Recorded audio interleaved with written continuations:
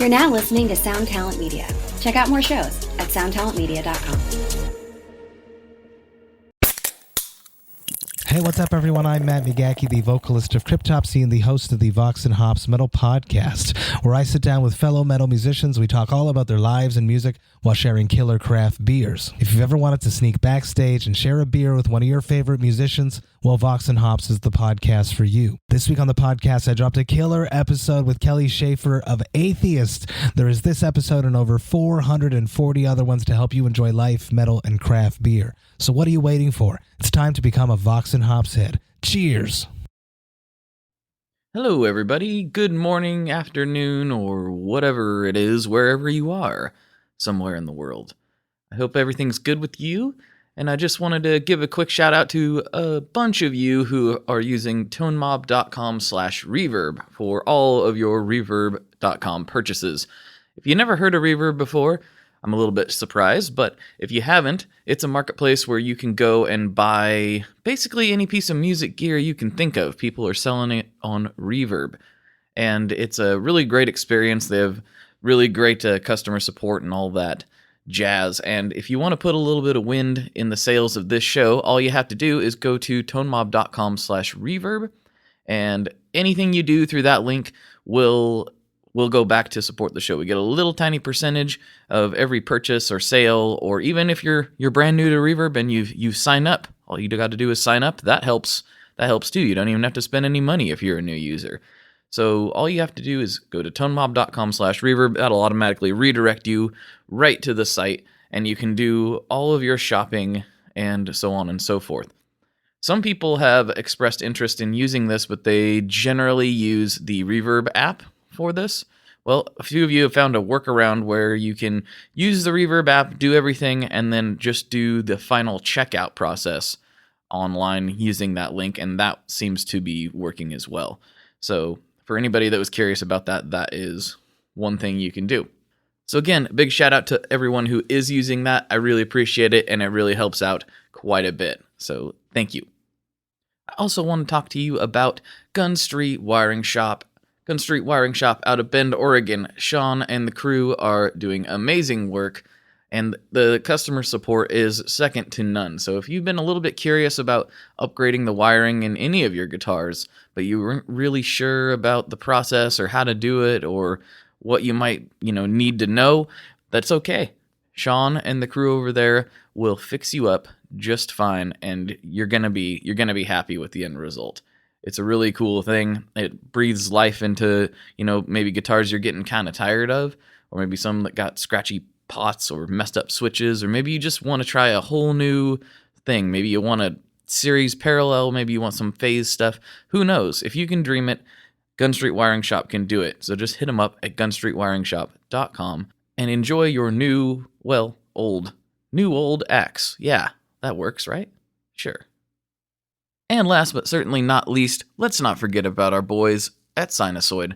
Sinusoid Pro Audio Couture up in Washington, the great state of Washington. They make instrument cables, they make patch cables, they make any kind of cable you might think you need for connecting your instruments to your amplifiers or to your helixes or whatever you happen to be using. They have a cable that will fit your needs, and you can just go to their custom cable builder. You can pick out all the specs. You can pick out the TechFlex color. You can pick out the brand of cable. You can pick out the ends. You can pick out blah, blah, blah, a whole bunch of anything you can think of. Anything you can think of that can be customized on a cable, you can customize it at the Sinusoid Custom Cable Builder. Plus, the cables have a 100-year warranty. They sound fantastic, and they've been supporting the show for a long time. So getting something you need, you're helping support a great company. They help keep the show going. It's a win-win-win for everybody. So go to sinusoid.com and check them out. Okay, now it's time for the episode. So I met Paul at the second Fear the Riff Expo, although I think we were both there at the first one, and we missed each other somehow. But we did talk at the second one. We really hit it off. I think he makes really cool pedals, especially if you like to get gnarly. That's kind of his specialty in a lot of ways.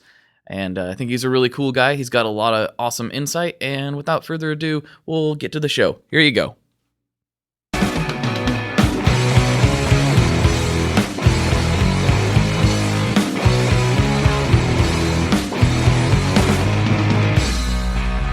Hello, everyone. Welcome back to another episode of the ToneMob.com podcast, the show about guitar tone and the people behind it.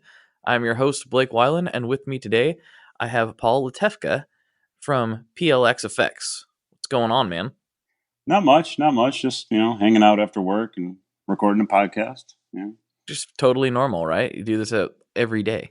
Almost every day. Every Thursday, Almost at every least, Every Thursday doing podcast recording. Yeah. Sure. That could be true for me. It's not every Thursday, but Do it's you actually kind do of them willy-nilly. you do them like? How often do you do it?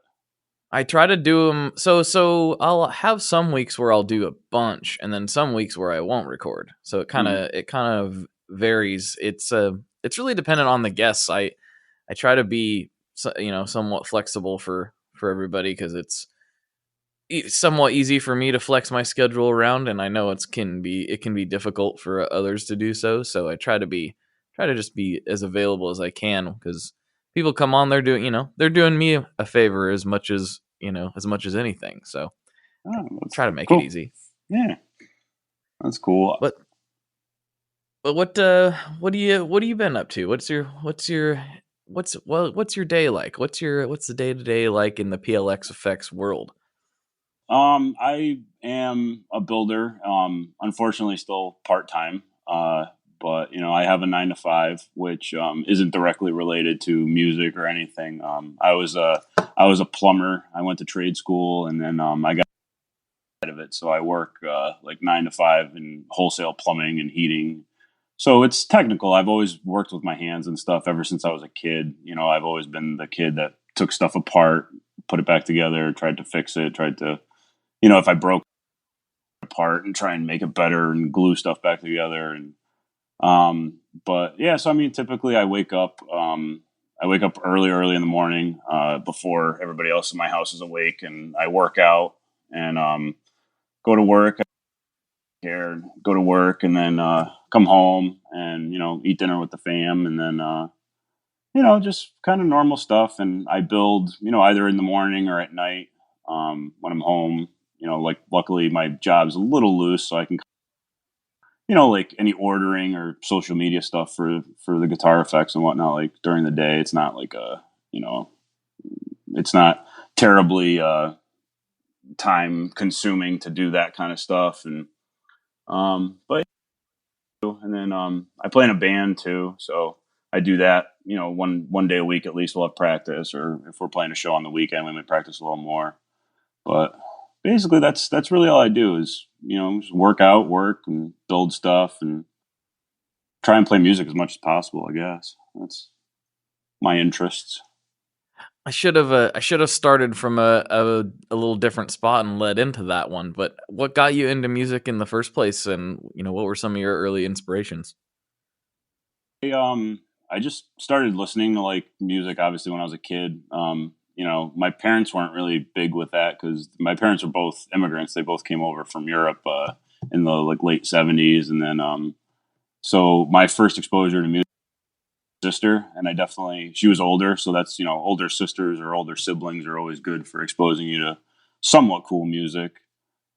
So I remember like my sister having like Def Leppard CDs or I think probably records back, and then friends older brothers and stuff got me into like the heavier stuff. So I kind of transitioned from like Guns N' Roses and Metallica to I started listening to like Pantera and then Slayer and like the 90s, and then from that it got heavier. And but that was I've always listened to like big guitar bands like Pantera, Metallica, like those type bands, Slayer and stuff. So just I saw those guys and I was like, man, like I want to play guitar. So I started playing probably when I was like 12 or so. And I remember I begged my parents to get me a guitar for Christmas, so they got me a like cheapo type no name guitar from I don't even know where they got it, to be totally honest with you, but that was my first guitar. And I just started playing and just kept going. And that's basically where I started at, was just listening to music and wanting to play it. Right. were some of the heavier bands, because like you said, your parents weren't super into the whole music thing. When you started getting into heavier music, did that freak them out a little bit, or Oh how did they yeah, take that? for sure, for sure. Fifth grade class picture. I have like a Pantera T-shirt on. It was the "I'm Broken" shirt, and Mm-hmm. I definitely remember getting some like weird looks. And I used to like kind of purposely, and I still kind of do this from time to time. I'll buy shirts that are pretty offensive, just kind of factor. And it was kind of funny because when I was younger, my mom would definitely like wash my clothes and then hide T-shirts on me and stuff, and I wouldn't realize for like a week or two. I'd be like, "Hey, where's that shirt?" And but yeah, it definitely freaked people out, but it was, I definitely, when you're that age, it's always fun to kind of push people's buttons and, want to get a reaction out of people. So I definitely did that as like a teenager. And I did that mainly just through the music I listened to, just, just offensive music I could find as loudly as I could. So, And so when you were playing in bands, did you start in high school, or did that come later? no, it started actually earlier than that. I kind of lucked out in that who lived across the street from me, and he played drums. And so me and him became friends. He was a year or two older than me, and me and him became friends and hung out. And he had a drum set, and I was like, okay, well, I got a guitar. So then we made friends with music and stuff. And so I've been playing music with people. I mean, I don't know if I would technically call us a band or whatever, but I've been playing music with people since I was pretty much about 13. So right around middle school age. And I just kind of never really stopped.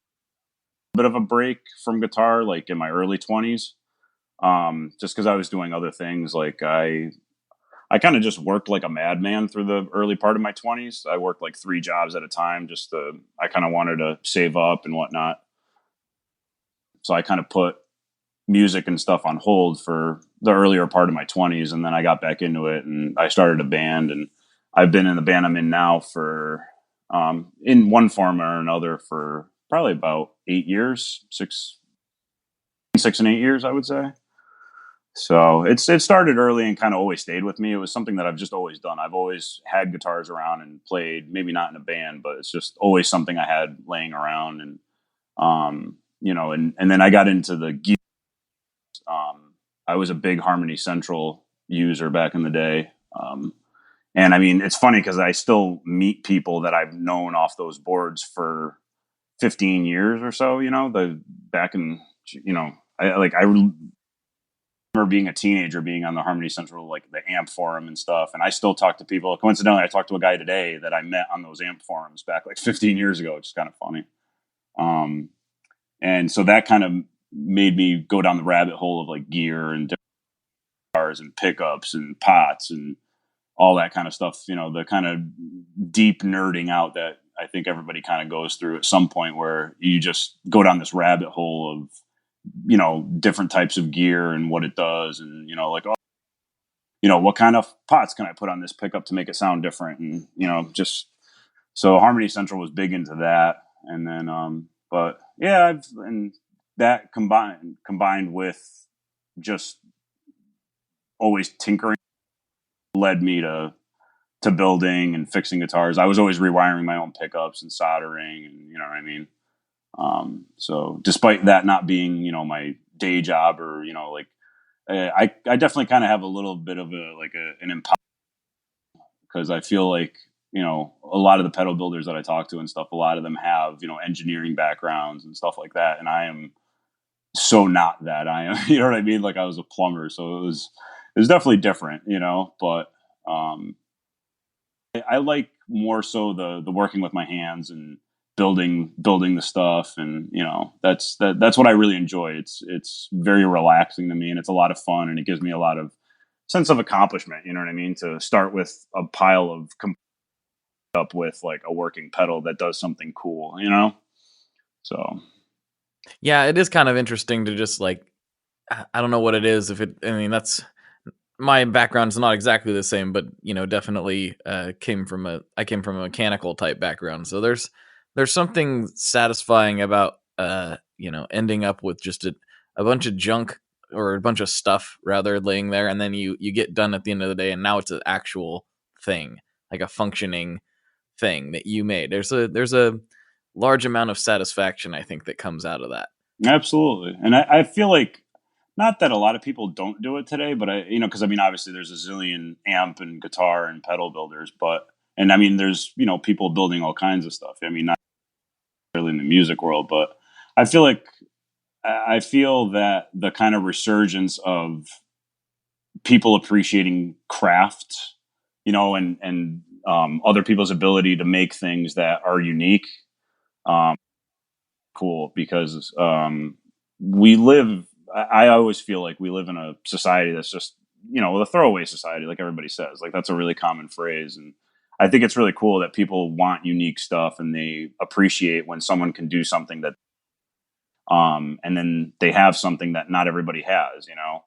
I think that's really cool, and not even just in the music world, but in everything. You know what I mean? I always appreciate, like, I never got into like cars. Like, I'm really boring with cars. I've owned 3 vehicles I'm in my mid 30s, and I've only owned 3 vehicles. Like, I am the least car nerd person you could meet, but I think it's cool that people who, are wicked into cars and can rebuild old cars and stuff like that. Like, that to me, I see that just, it's two sides of, and like, that's awesome. You know what I mean? I love that people appreciate uniqueness nowadays. I feel like a little bit more that's coming back, So I think so too. I think that's sort of a pushback against the the quote unquote throwaway society that we have. It's like, it's especially creative people and musicians. We have a tendency to not want to have the same pedal board as our friend, or sure, as the other guy in the band, and his pedal board might be amazing, but like, that's his. I don't want to have the same exact effects on mine that he has on his. Maybe 1 or 2, but we don't sure. want to have the same stuff. And it's all about kind of like, it's helping put together kind of a unique identity for you as a musician by using these unique products from these unique builders. I feel like it kind of speaks to our nature to some degree. I agree, and I think it's activity because I think people that are creative want to be different, and a easy way to do that, especially in the music world, is to use a different type of guitar, use a weird pickup, use a P90, use, you know what I mean? Like, there's so many different little things you can do to shape what your sound is, and I think that musicians are always, I mean, there's the consummate like gear flipper type people who are just always swapping stuff, but I think that there's always like that kind of search and that quest where you're looking for something that's in your head, you know what I mean? And musicians are the same way. Like, I always feel that the best, musicians are the people who are playing what they want to hear, you know what I mean? And the best guitar builders are they would like to see, and the best pedal builders are building pedals that they would want to use, and that makes that's what makes them special, so. Yeah, I think, and there's also, some of my favorite experiences with getting gear built has been, talking to a guitar builder and just saying, hey, I like this, and this. Other than that, you go buck wild and make something, Oh, make that's something awesome. rad. That's so And then that's great. well, it's kind of counterintuitive. Like, when you're getting a custom guitar made, I've done it both ways, where it's like, oh, I picked out everything, the Mm-hmm. color, all the specs, all the everything, and then the flip side of it is doing what I just said, and it makes it a new experience. It really does, like, turn it back into Christmas Day, because you don't know what it's gonna be when it shows up, and it's like, oh man, is it going to be, exactly what I had envisioned, or, or what is it going to be? And it adds a new level of excitement. And there's excitement to be had in both, like, the fully custom spec it out and then the, go hog wild approach. But I found it really enjoyable just to kind of let them go and see what happens. It's Absolutely. crazy. It's funny because I do that in a lot of odd places in my life.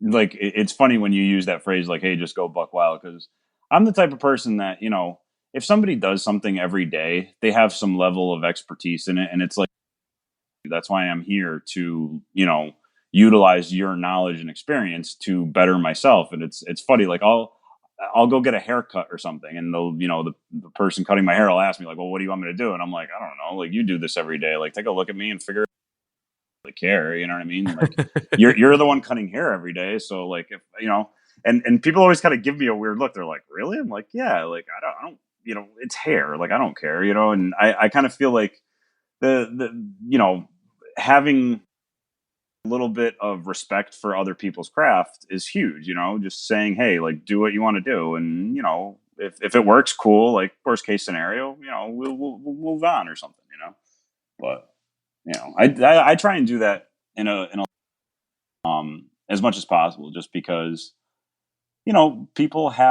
everybody's good at something, other people are good at certain things and other people are, good at things that I'm not. And if I'm coming to you, whether it be a guitar builder or an amp builder, I always try and respect the fact that you know something that I don't know.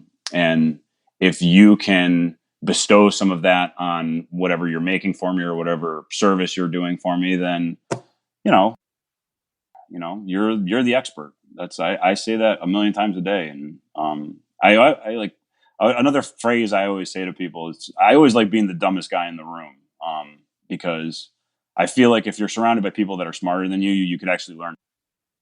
Whereas, if you walk into the room and you're the smartest person in the room, you're not going to learn anything. So, I always like being around people that I can learn from, whether it be directly related to pedal building or anything, musicians. It's like see a show or whatever, and you see a guitarist and they're just ridiculously good. And you're like, man, I need to sit down and I need to practice. It's that same feeling of inspiration I get when I meet someone who's can just me about pedals or something, which, like I said, there's plenty of people that can do that. So I always like talking to those people, but at the same time, I always, if I can tell that that I may know something better or in a different way, that some love sharing that too.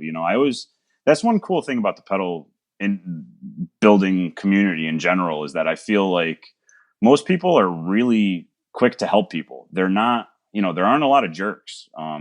And a lot of people like to give back, and a lot of people like to encourage other people to do something or to help them with something, which I think that in the smaller businesses like ours and the smaller industries, like, that's awesome. And even the big names do it. It's really cool. Like, I'm sure, when you go to NAMM and stuff and you meet some of these people that are insanely smart or insanely talented, and they can talk to you about anything, and they'll just say, hey, have you ever done this, or hey, have you ever tried that? And it's rewarding to know that there's a lot of people that are willing to share their knowledge with other people, which I think is awesome. Yeah, in a way, I think that's part of why there are so many builders these days, and not directly. There's other factors involved, but I think the community is it's very magnetic, so Mm-hmm. much to the point where I was like, I have to get involved in this industry somehow.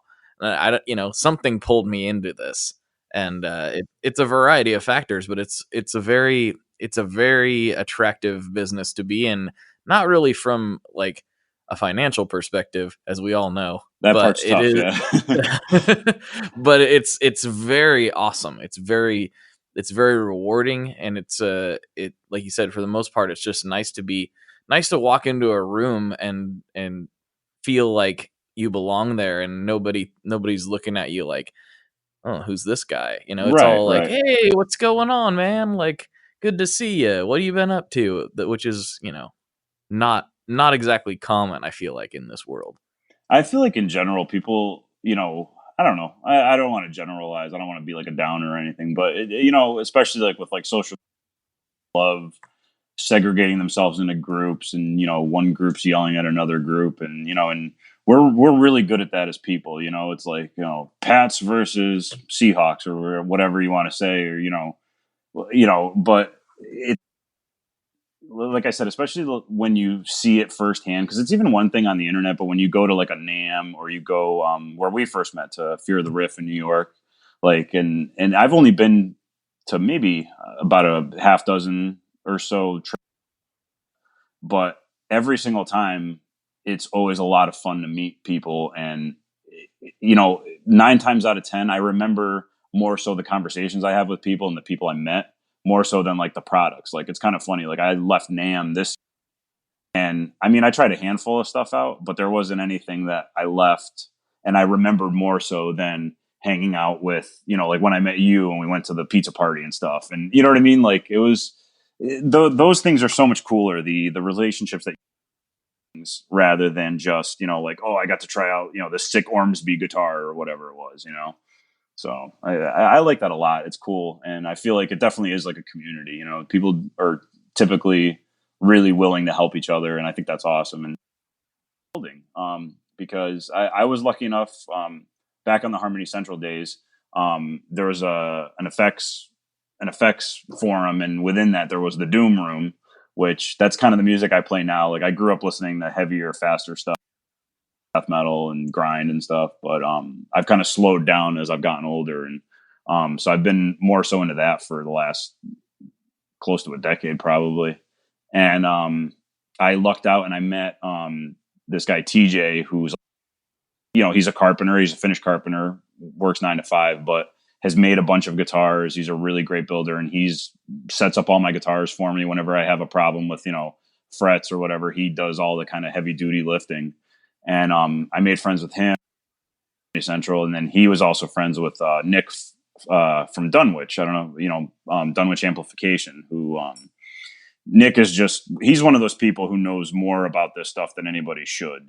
He's got a PhD in it. He's like easily, him and then John from EAE are probably the two most ridiculously knowledgeable people I've ever met when it comes to electronic stuff. Like, it's just scary.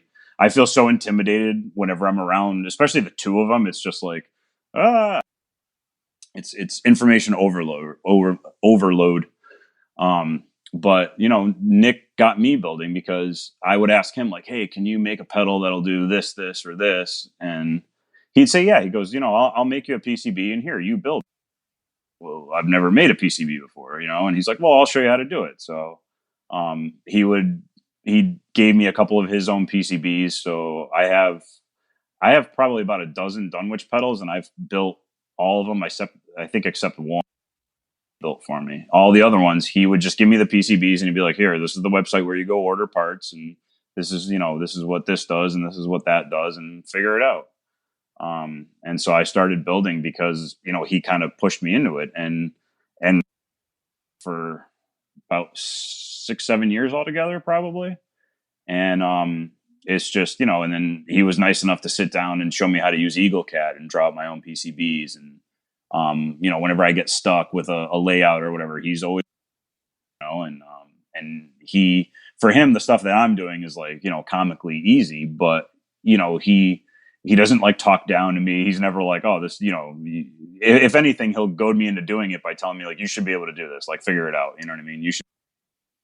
And that's awesome. You know what I mean? It's good to have that kind of, people pushing you into wanting to learn stuff and bettering yourself, So. Yeah, that's great to have that kind of support, especially somebody that can actually be there with you, trying to get through some of this. It's a lot to chew on, especially, when you're starting kind of from zero. It can be very intimidating. And I've done a fair bit of research. I know just enough about electronics to be dangerous, but I still have never like actually put together a pedal, which is kind of weird. I feel like I would have done a kit or something at this point. Yeah, that's kind of funny. Yeah, you figure, with all the people you talk to, and you're surrounded by it like all day. So that's kind of funny.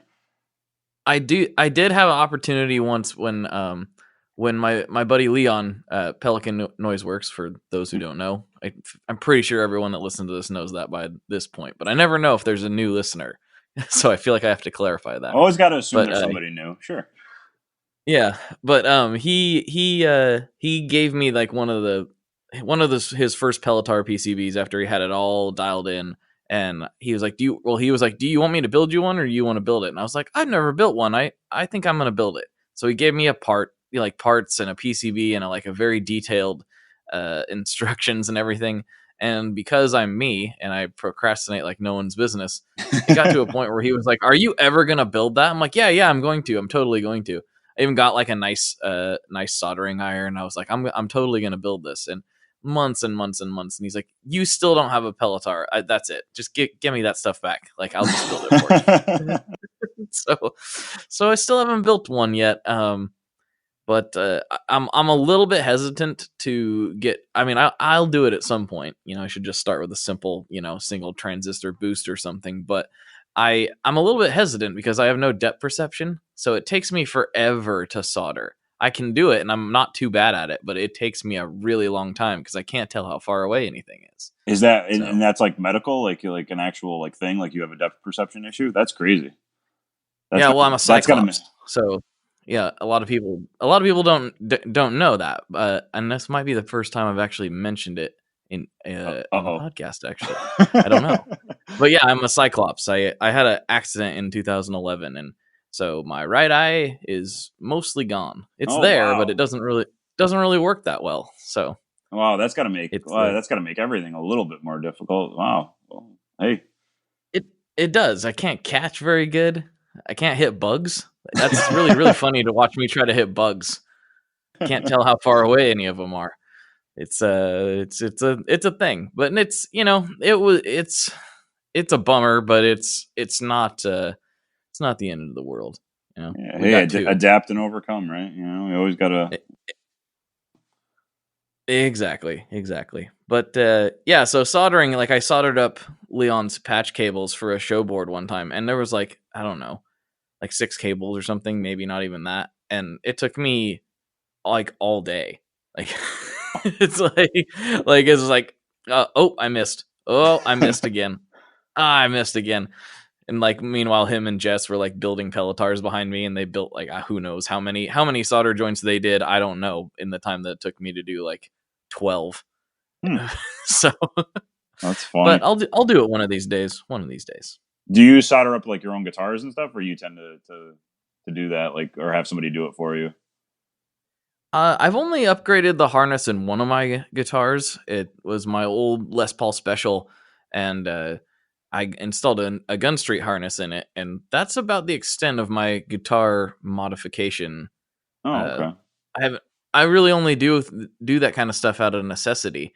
Like if I get a guitar, like if I'm at a shop, for instance, and I pick up a guitar and there's something I don't like about it, like I'm not gonna buy it, or I'm gonna have the shop fix it. So gotcha. So even like pickups and stuff, like pretty much. No. Well, everything I have, I have. It's everything I have has the stock pickups in it. Oh wow. So it's and that might mean they're not necessarily stock.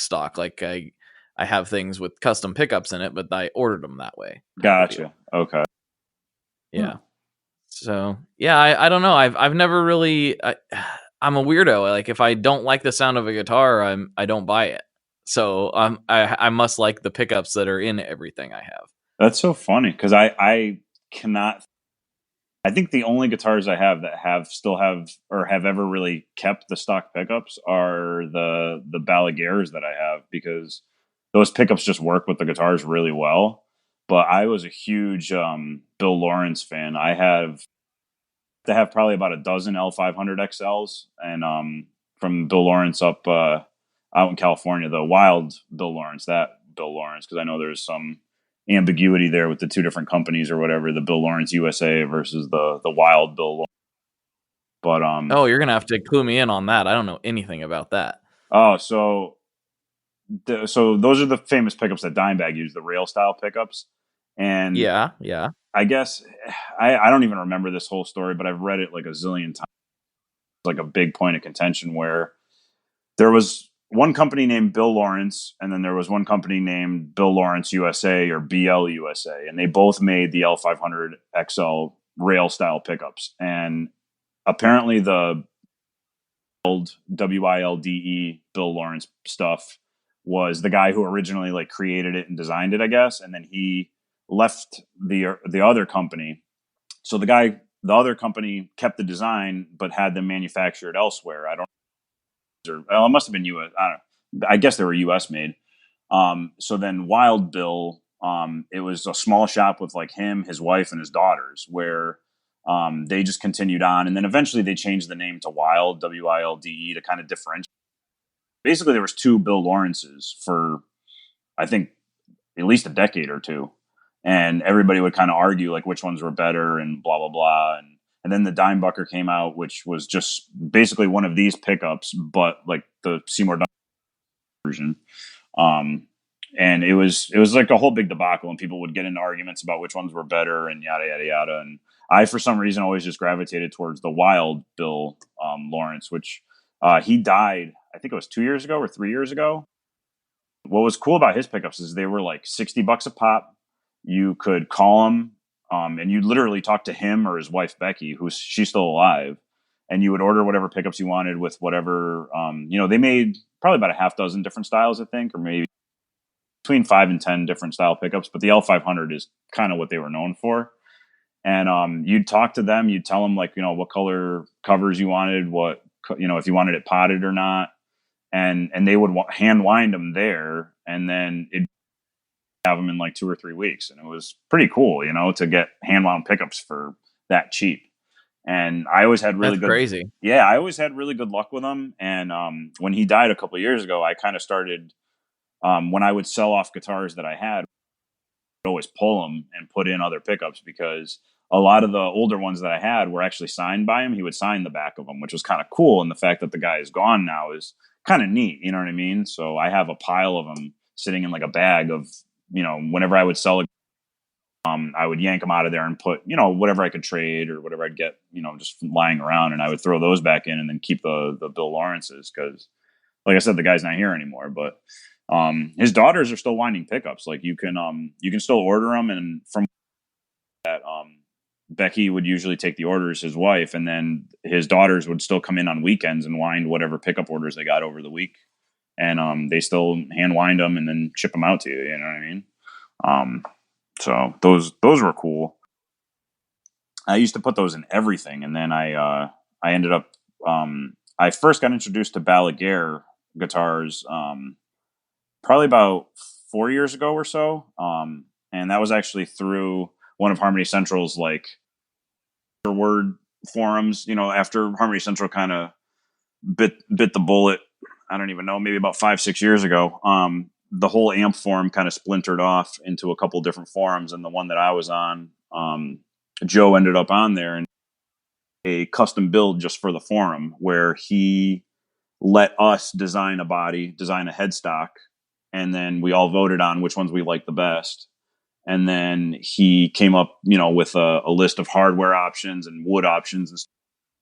And everybody voted, and we ended up with our own custom Balaguer, and it's called the SD, which is short for Scumden, because that's kind of what we referred to ourselves as, because we all kind of have, dirty senses of humor and stuff. So we refer to ourselves as the and I bought one of those, and I made friends with Joe, and I've been playing Balaguers ever since. I've sold off a lot of my guitars, and I have 3 Balaguer guitars right now. 4th one on order that's hopefully being made as we speak. And his pickups are great. They're custom wound to his specs and stuff, and they're really, really good pickups. And I know you got to try them at Fear the Riff. But yeah, I've always just messed around with like guitars and pickups and just customizing stuff to a silly degree. But with that stuff, honestly, it's kind of nice. I can kind of just order a guitar from Joe, and it usually sounds pretty much exactly where it needs to be. It's nice.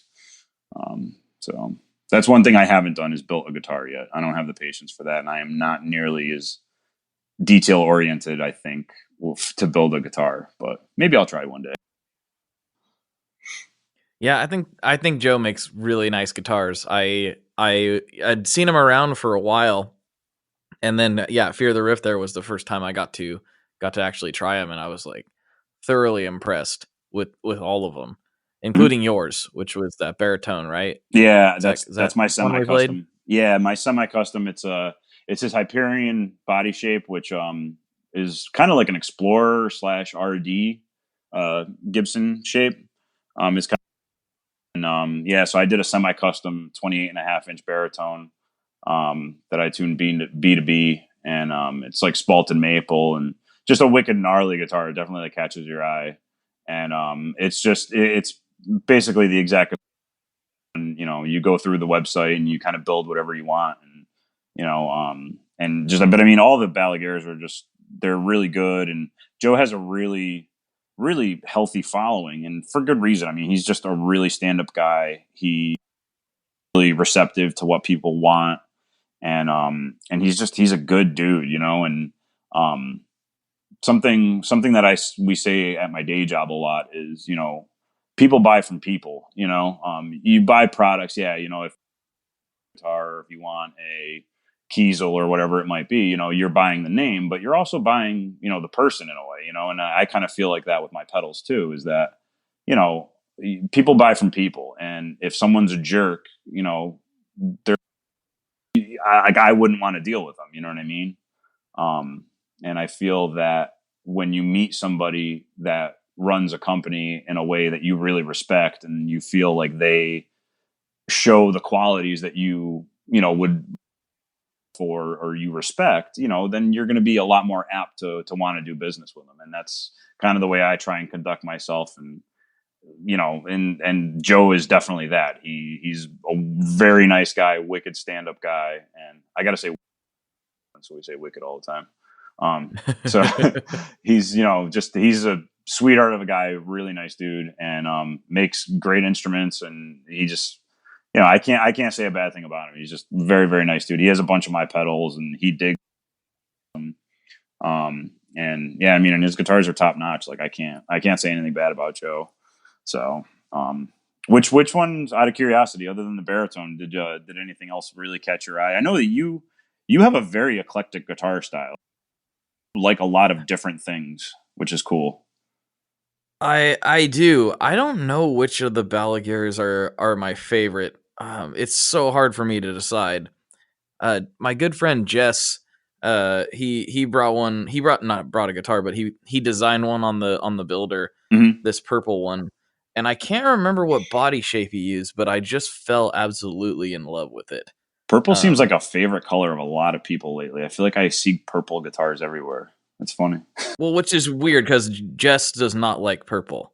Okay. But he made this one and selected purple, and it was like, ooh, that just looks too good. Like it just spoke with that guitar. One needed to be purple. Like I don't know what it is. But yeah, my tastes are a little bit all over the place. I like heavy music. I like super not heavy music. And I like I could totally see myself with like a pointy guitar. If only there was pointy guitars made with fatter necks. They all seem to have these really slim necks, which isn't really my style. Yeah, that doesn't work for me either. I've owned quite a few like Jacksons and stuff when I was more into like my death metal days. Thin, like D-shaped necks just don't work with my hands.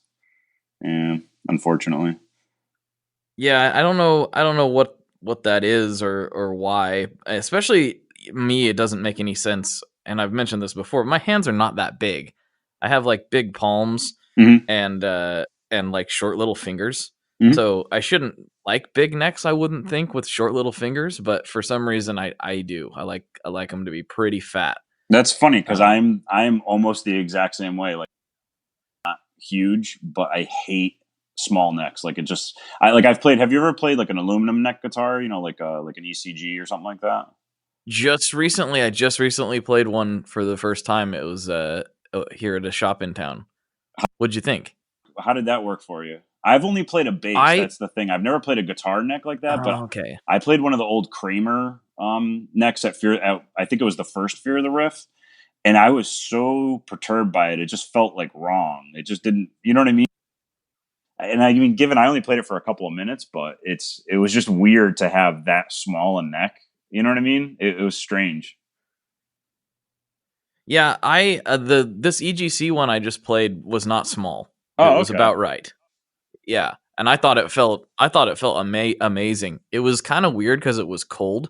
I'm totally not used to that. But as far as the overall feel and sound of that guitar I was blown away. Like I've heard nothing but good things about the EGC guitar, electrical guitar company, for those who are wondering. Yep. I've heard nothing but good things. Everyone who's ever had one has raved about it.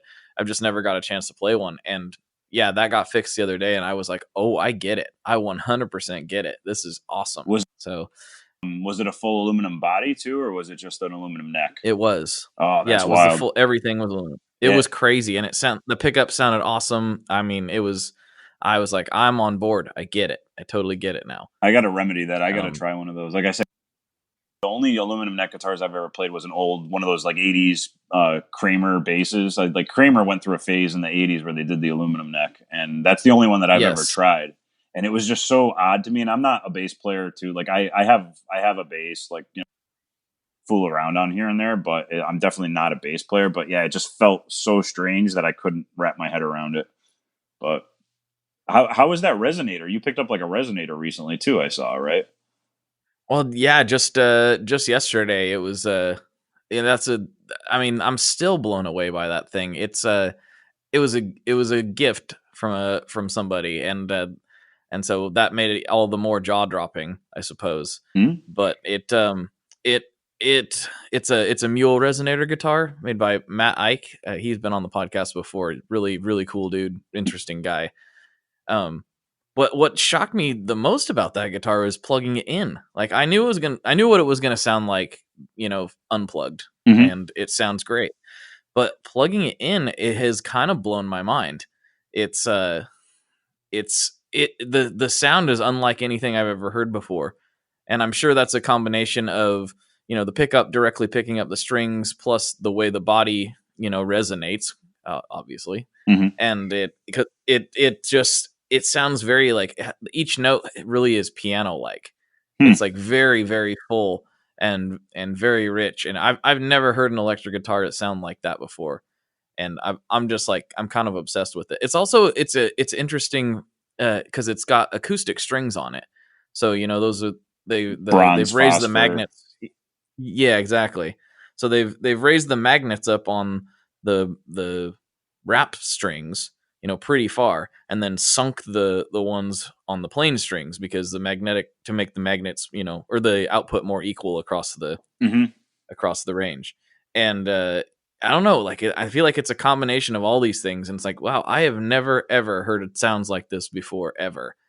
The only bummer deal is, yeah, you know, obviously with something like that, there's a ton of feedback, so you have to kind of position yourself very carefully to really get to hear what the guitar is doing. But it is just beautiful.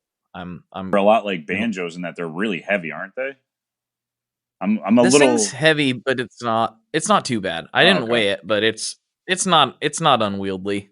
It's not bad. It's kind of but funny. It's definitely heavier than a regular acoustic or something. I've been playing guitar for so long, and I feel so sheltered in certain things and like that, and that I don't think I've ever played like a resonator. I don't, you know, and we were talking about like the ECG thing. I don't think I've ever really played, you know, anything normal style guitars. You know, I don't think I've ever played an 8-string. I've played a 7-string here and there. I'm one of those people that it's weird. I find something I like and I tend to kind of stick with it. I'm a little bit, you know, old manish in that I kind of get stuck in these like ruts, but something and it works. Like I was telling you with the L500 pickups, you know, I found those, I really liked them. So I started putting them in all my guitars. So I kind of knew what to expect. And it's funny because like sometimes even like picking up like a resonator like that, like I wouldn't even know what to play. You know what I mean? Like I can't really play a Slayer riff on here. That's probably not gonna work. You know, so it's weird. I always feel like with those type of instruments, I always appreciate them a lot more when it's someone playing them who knows how to play steel or something like, or like a guitar that's set up for slide with like wicked high action and like an open tuning. You know, like. I always appreciate them a lot more when they're in someone else's hands, I guess, for some reason. So I tend to stay away from them because I'm kind of scared, you know? Yeah. And I mean, I'm definitely not playing this thing how, you know, most of the time you see guys playing a resonator or something, they're playing lots of finger style or lots of slide or something. And while it does definitely work for that, you know, I kind of found myself playing it more like like a regular acoustic guitar. Mm. Just kind of strumming, and I feel like it's going to bring me back to where I should be, which is, a little bit less sonic exploration and a little more songwriting, which is, I've been in sonic exploration mode for years, and it's nice to, I actually sat down and was like relearning old songs last night with the guitar, which I hadn't done in a long time. I've been just trying to like plug in a bunch of pedals and drown it in the ambient wash of craziness for so long, and now I'm just like, I think I need to learn some songs again. Like I play guitar, but I don't even know if I know any songs anymore. Like, this is kind of ridiculous. So it's kind of setting me back on a little bit simpler path, I think. That's always cool. I guess like any kind of a piece of gear can inspire you to do something a little bit out of your comfort zone. Like that's one of my big issues, because I fall into being comfortable with like gear in terms of like an amp and a setup and a guitar and a pedal board. Yeah, I end up same things all the time. And especially with like a band, because you're always just practicing whatever, I mean, we're an original band, and you fall into these really comfortable situations, and then it's funny when you pick up something like that and it makes you play something that's totally different and out play, and that can be a lot of fun sometimes, so it's always good to draw inspiration in gear. I think the whole idea too of, oh, well, people who just buy tons of pedals and stuff, like, they don't really know how to play. But, it might be the case for some people, but, they're just playing differently, And if you pick up a pedal and it makes you write like a weird riff or something, or write something out of the style that you normally do, then how is that not, you're still being creative, I guess. Like when gear can feed creativity, that's always pretty cool. So I think that's the best thing about it. Like, I think that's the whole point of it for me. And you mentioned, all the weird collection I have. And I think this is where you and I are a little bit different, is once I have a guitar that does, one particular sound, pretty well, I kind of want, okay, that's my guitar for that. Now I need something that does something way different. Mm-hmm. That's kind of how I've approached it. I do have a couple Les Pauls, so there's a little bit of crossover there. Mm-hmm. But, I got to a point where it was like, I need a regular Telecaster. And, then I need a resonator, apparently. Like, I want something that's totally different from what I have. And that's kind of where I go with guitars now. I don't see anything wrong with having multiples of the same, but I tend to like having a different tool for the job, kind of like just a different hammer for different situations. Yeah, type thing. No, that makes sense. But, like that, and it's funny because I feel, because of the way that I've gotten used to the gear that I play with, it's kind of funny in that I feel like no matter what I plug into, I always go to a friend's house and plug, their Squire Strat or something into like a PV Bandit, and I swear it sounds just like my setup at home, maybe just not as loud. And I'm always playing like the same. I feel like, as much as gear, obviously different amplifiers, different guitars and stuff, people are going to sound different. But I always feel like, at least me, 9 times out of 10, if I pick up and start playing, I always sound the same to myself. And I don't know if that's just me being me or whatever. You know what I mean? Like when you listen to yourself back on recordings, or think that you sound weird. Like I always feel like no matter what guitar I'm playing or amp or whatever, I always feel like I can tell that it's me playing, and I'm always like, oh man, like I'd rather hear someone else play it. And that happens a lot with that always happens with my pedals. Like people will pick up my pedals and play stuff, and I test all my pedals through kind of the same rig and in the same way, so I kind of know if something's off. I know I can kind of immediately spot it. But I'll give them to somebody, and then they'll take them home and set them up on their setup, and it's night and day, like completely different. And I always love hearing when people can do stuff that I know I can't do with my setup or my playing ability, and I can hear them playing something that just is totally different than what I would do with that particular pedal. Like that's always fun. That's really cool, are doing stuff that, once again, that I know I can't do. I like that a lot. Yeah, I hear that for sure. Well, before we go like too far off into just randomness and the show's over, which that's what the podcasts are for, I suppose. But we haven't even really talked about your pedals that much. Oh, that's true. I think we should probably fix that, Because I have your, I think I'm pronouncing it right, the Spiritus. Yeah. Is that right? Yep. The Spiritus is was kind of one of the first. I love that thing. That's awesome. No, it's pedal. So that is based off of, like I said, I grew up playing kind of heavier music in the late 90s, like early 2000s. And I came across the Ampeg VH140C. Played one. It's a solid state older Ampeg amp that hasn't been made in probably about 15, 20 years. I think they stopped making them. I think they stopped making them in the late 90s. And it was hands down my favorite amplifier. A lot of Florida death metal bands used them, Suffocation, Dying Fetus, like those type bands. It's got like a really heavy mid-scooped sound. It's kind of like Obituary in a box, I guess. And it's funny because they're not super rare, but they're not all that common either. I feel like there's even a lot of like kind of death metal bands who like that sound, but maybe don't even know that that's the amp behind a lot of those tones. And so after for a few years and building a lot of clones and, doing like Vero board building and stuff, I sat down with Nick and I was like, I really want to build the preamp of the Ampeg as a pedal because a lot of people like this amp. Like, I love this.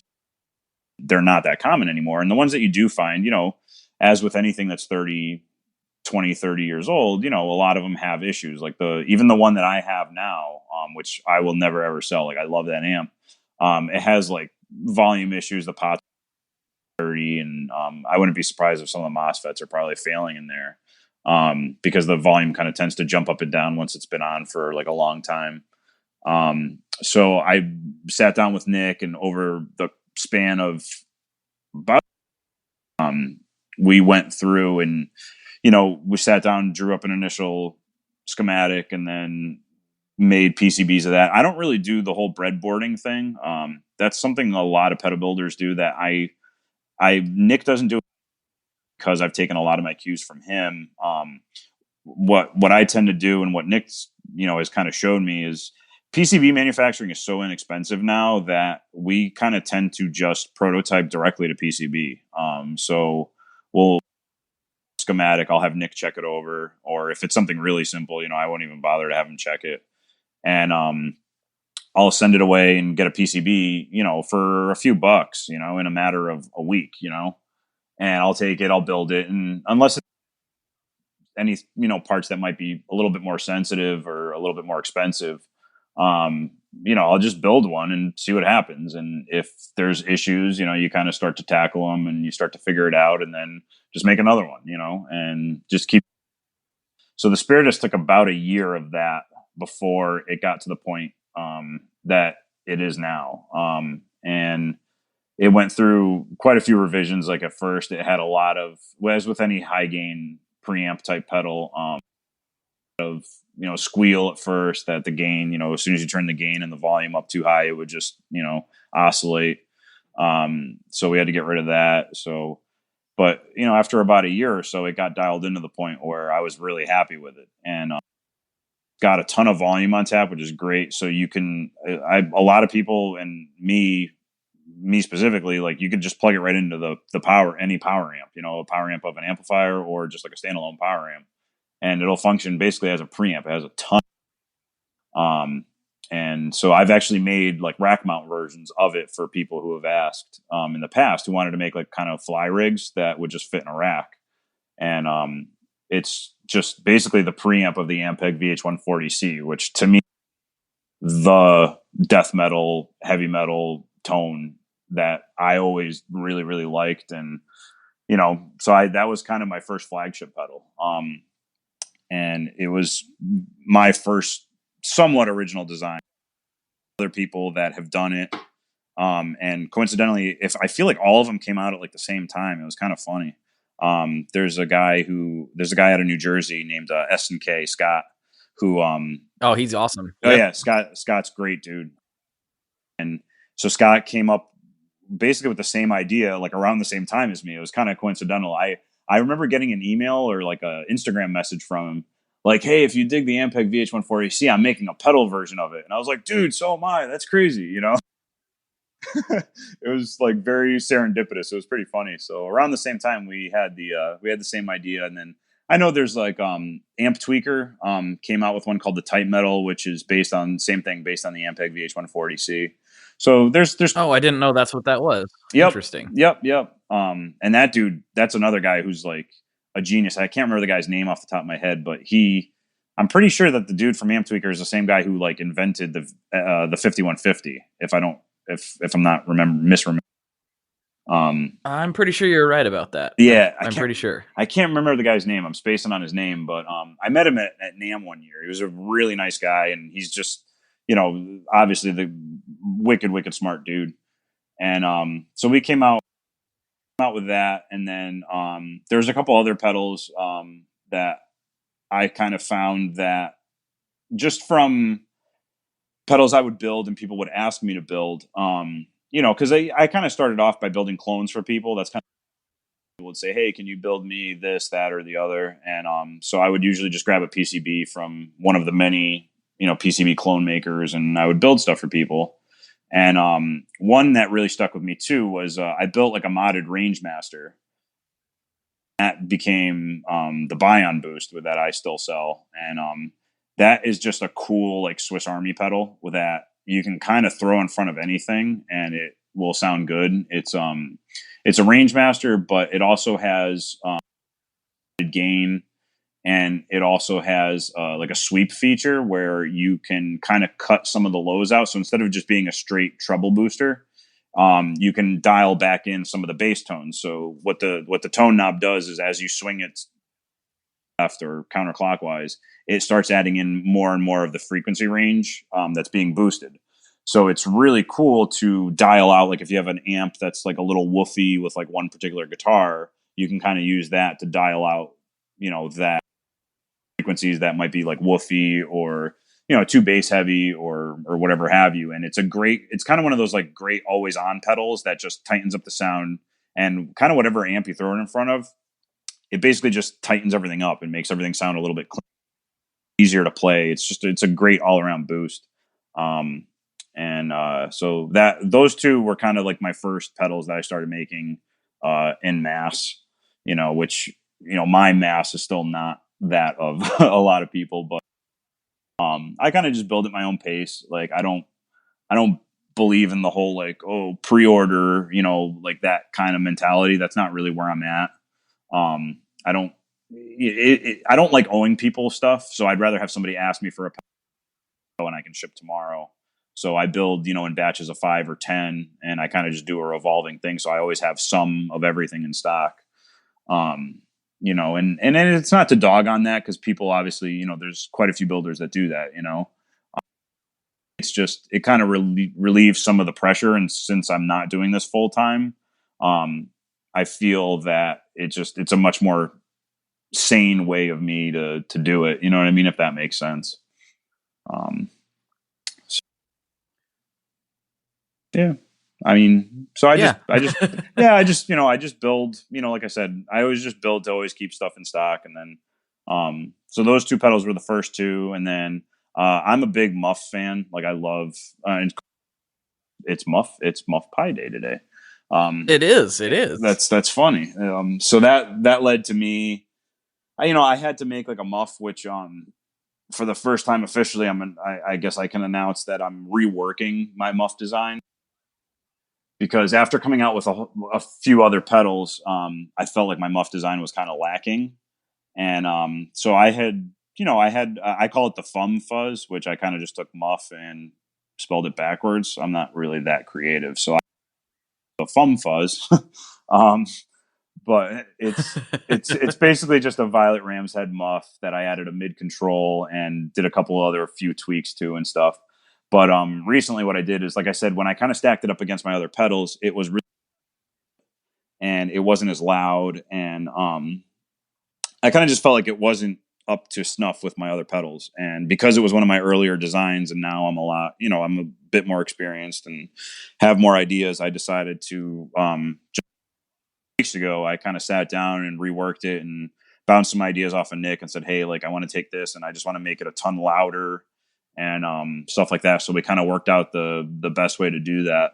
And so I have the prototype PCBs waiting to be populated. So I'm going to have a new version of the Fum Fuzz coming out, hopefully in the next few months. Like I said, it's kind of just the first version of the new iteration, so I'll see how it goes and work on it from there.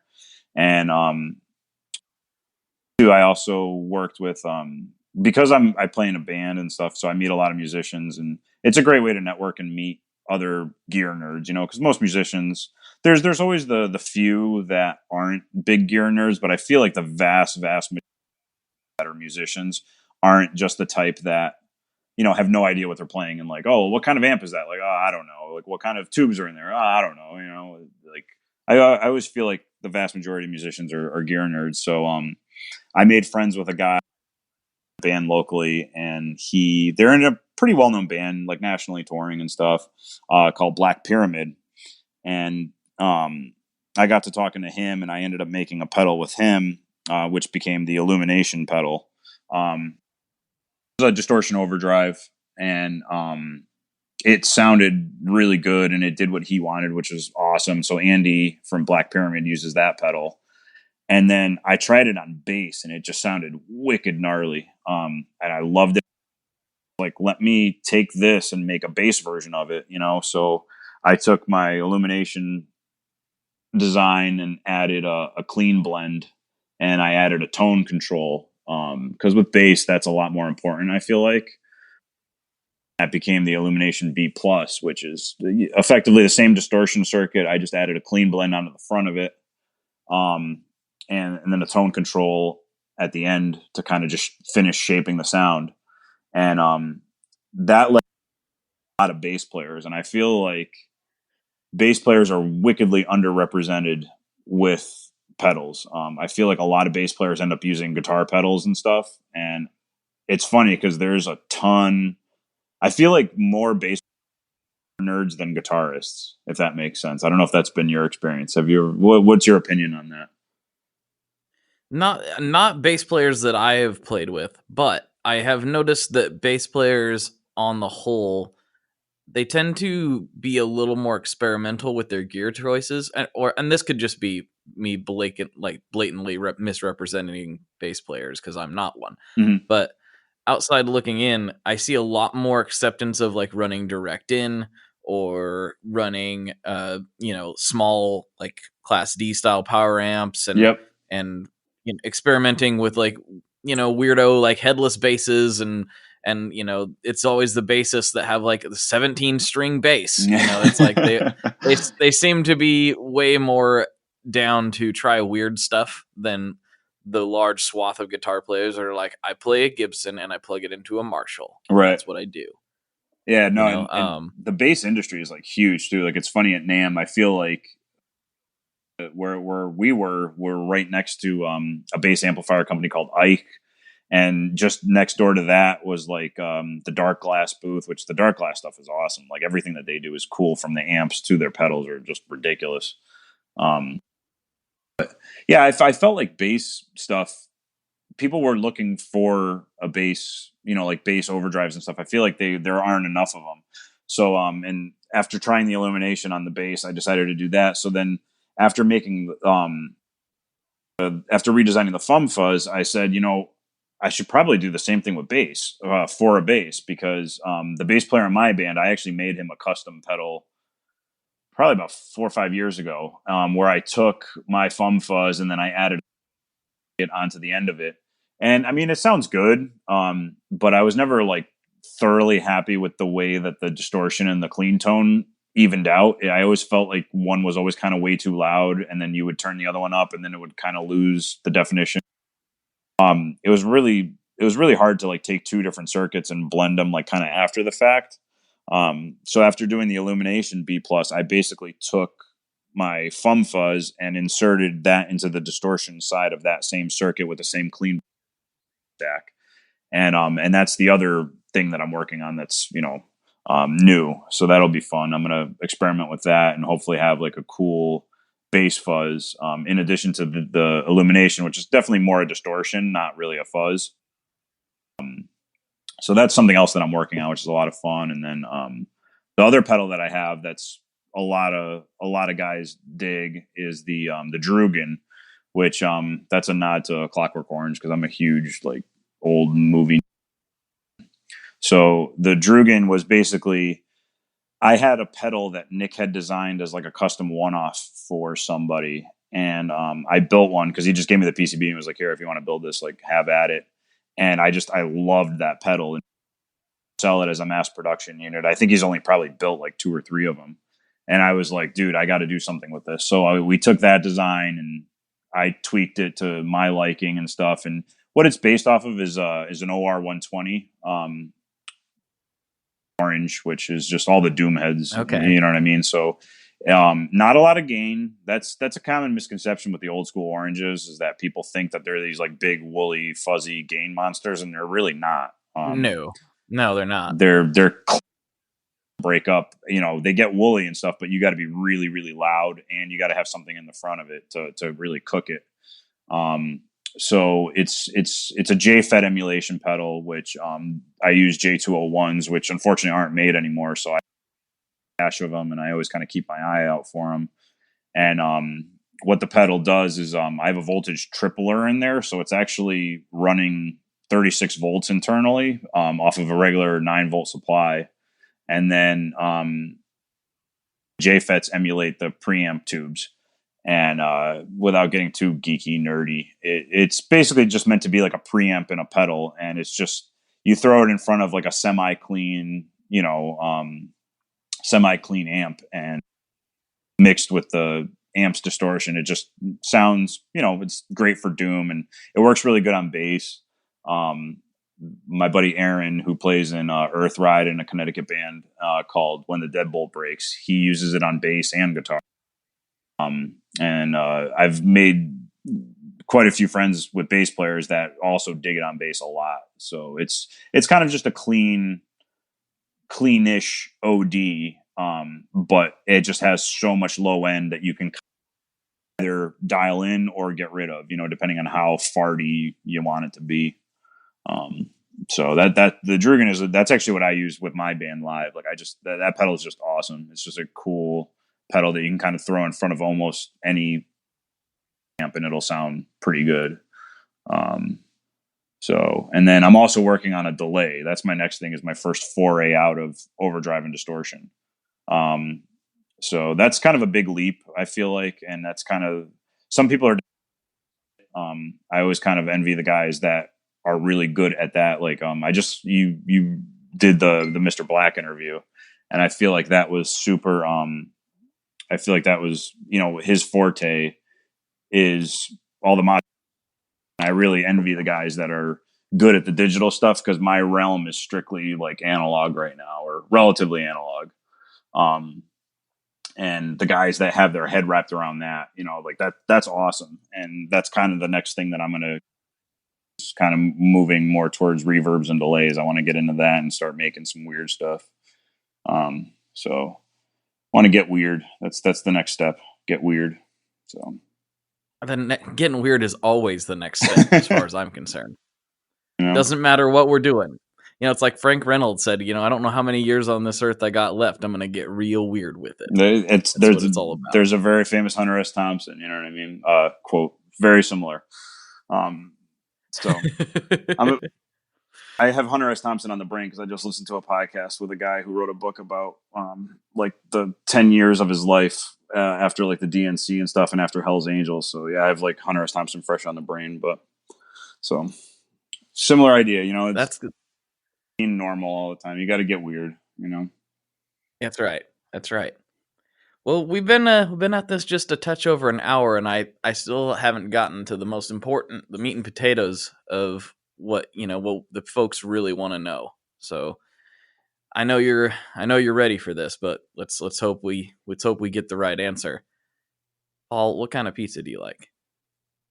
I love Italian style New pizza, and I live in the Mecca. Like, you got to come visit, dude, because New Haven style pizza is roundly regarded as the best pizza in the U.S. And luckily, I am about 20 minutes. So I just like a thin crust, kind of burnt on the bottom. It doesn't really matter the toppings, honestly. It can be just straight cheese. Is perfect by me.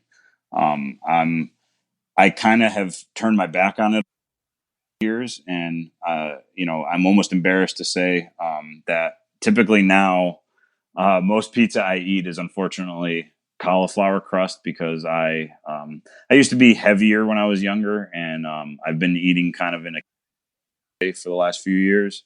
So typically now I make cauliflower crust pizza, but um, it's always got to be thin, and it's got to be Italian style. I don't dig the Greek style fatter stuff, the deep dish stuff from the middle of the country. That's not even pizza. As far as I'm concerned, we're very nose up in the air here in New England, and especially here in Connecticut, about pizza. So it's got to be thin. It's got to have cheese and sauce, and there you go.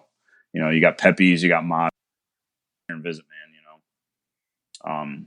I do. I don't know. New Haven is a style that I'm not intimately familiar with. Although I feel like I may have had some restaurants that were trying to do that style. Mm-hmm. Or the my favorite local place is kind of an Italian wood fired.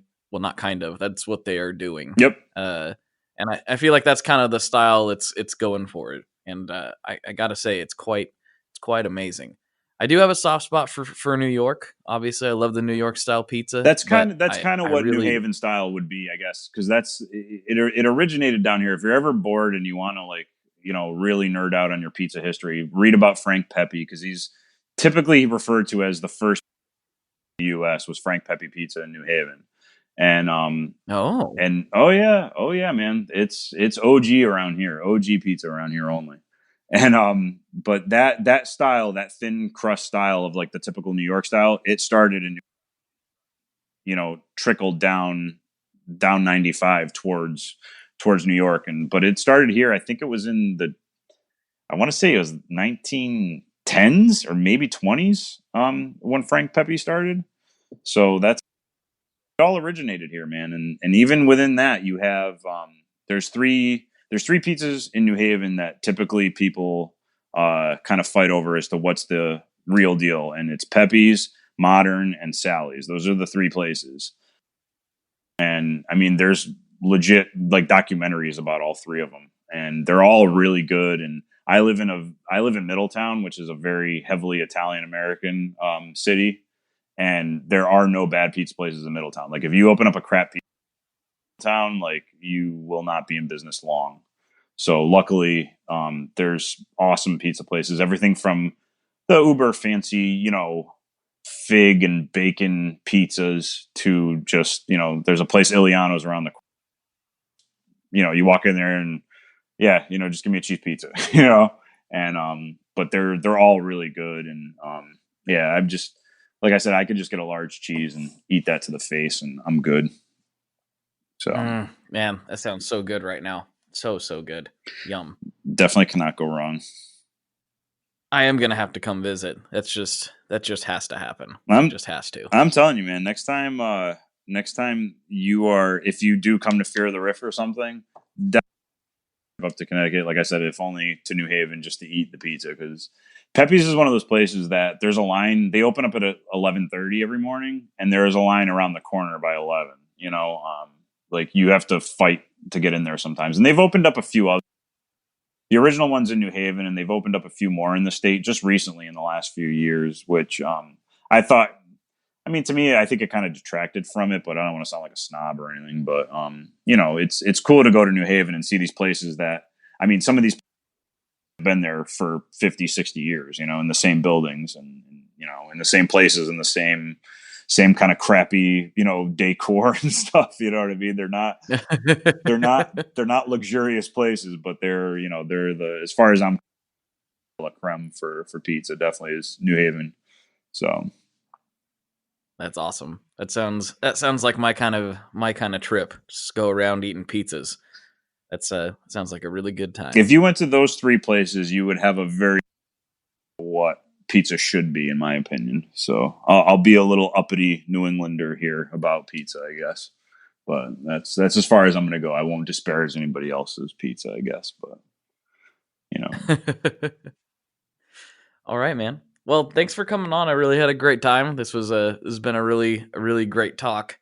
And didn't know if you wanted to plug anything real quick before we sign off. Yeah, I mean, I have all the normal socials. I have Facebook and Instagram. I tend to post mostly on my Instagram.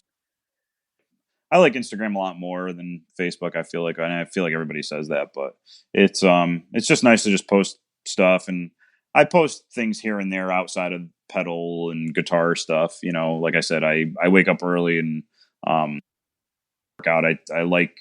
I kind of take my health and fitness to a little bit. I don't try and overdo it with that stuff, but I'm a nerd, so I kind of tend to nerd out on the things I enjoy. And but yeah, so my Instagram is at PLX and if you just Google PLX FX, all the stuff comes up, and then my website is just www.plx-fx.com because unfortunately there's some Chinese manufacturer of something that has first, so it's PLX-FX.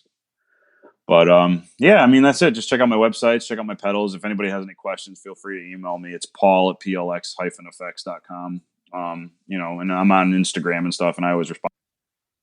Pretty easy to get a hold of. I'm in the Tone Mob Facebook group too. So if anybody has any questions, feel free to email me or ask away. You know what I mean? So sounds good, man. Well, thank you again for coming on. And for Paul, this is Blake. And as always, folks, good luck and good tones.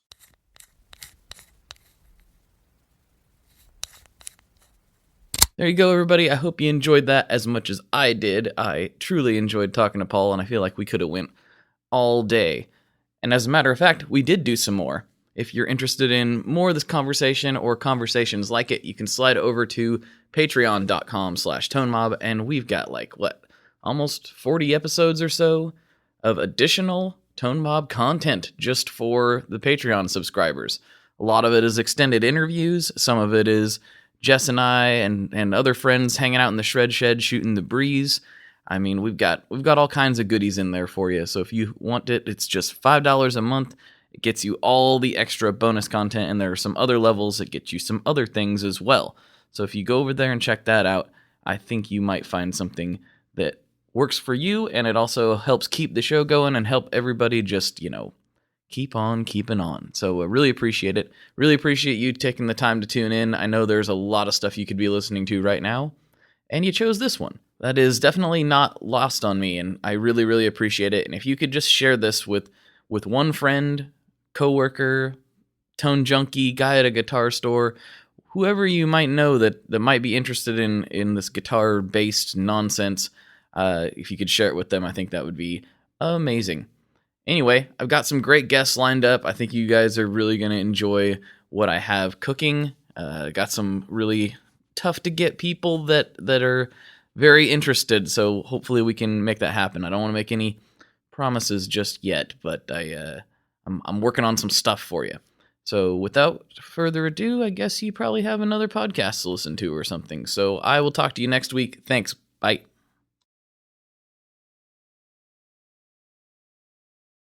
One last thing before we totally sign off here. I just want to remind you that if you do any shopping at Stringjoy, that's Stringjoy guitar strings made in Nashville, that will help me out as well. As I've said for years, I'm heavily involved in that company, and I really do think they're making the best products on the market. So if you would like to try custom strings, go to tonemob.com/stringjoy and check them out today. I seriously love what the team down there is doing. I help them out with all kinds of things, and by you supporting them, you are also supporting me as well. And hey, you need some strings, so why not get some custom strings just for your guitar and playing style? Again, the link for that is tonemob.com/stringjoy, and that will take you right to their website, and you can do all your shopping through there, and that will help everyone involved out. So thank you very much. Talk to you next time. We are brought to you by the wonderful folks at Gun Street Wiring Shop. Yes, Gun Street Wiring Shop. I've talked about them before. I used to say based out of Bend, Oregon, but guess what? Sean moved to my neck of the woods. Sean's in Portland. Sean is awesome and has helped me with a bunch of stuff lately, and if you have wiring needs for your guitar, he can help you too. If you want to get weird with it, he can get weird. If you just need to spruce things up a little bit, there's your guy.